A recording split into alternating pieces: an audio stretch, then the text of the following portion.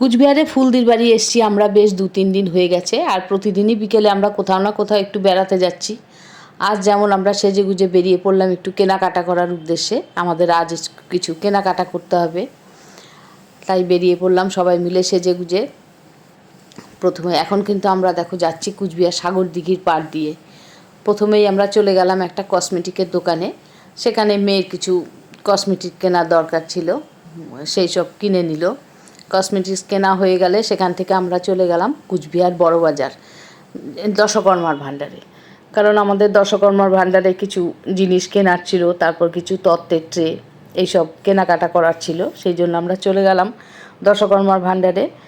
আর আমি কিন্তু এখানে শুধু বেড়াতে আসিনি, এর কদিন পরে আমাদের একটা অনুষ্ঠান আছে। আর কী অনুষ্ঠান সবটাই অবশ্য তোমাদের সঙ্গে আস্তে আস্তে শেয়ার করব।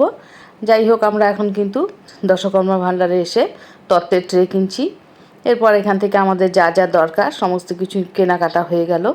কেনাকাটা হয়ে যাওয়ার পর আমরা এখন সবাই মিলে চলে গেলাম সাগর দিঘির পাড়ে।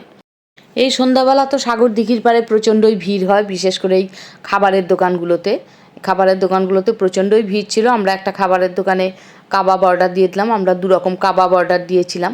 তারপর প্রচণ্ডই গরম ছিল। এরপর আমরা একটু লস্যি খেয়ে নিলাম, বেশ লস্যি খেয়ে শরীরটা ঠান্ডা হলো। আর এরপর আমরা অনেকক্ষণই সাগর দিঘির পাড়ে ছিলাম, একটু দাঁড়িয়ে অনেকটা সময়ই কাটালাম আমরা। তারপরে এবার বাড়ি ফিরবো।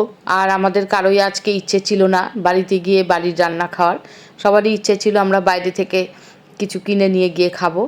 তাই আমরা এখানকার নামকরা দোকান আয়াত, সেখান থেকে বিরিয়ানি নিয়ে চলে গেলাম বাড়ির উদ্দেশ্যে।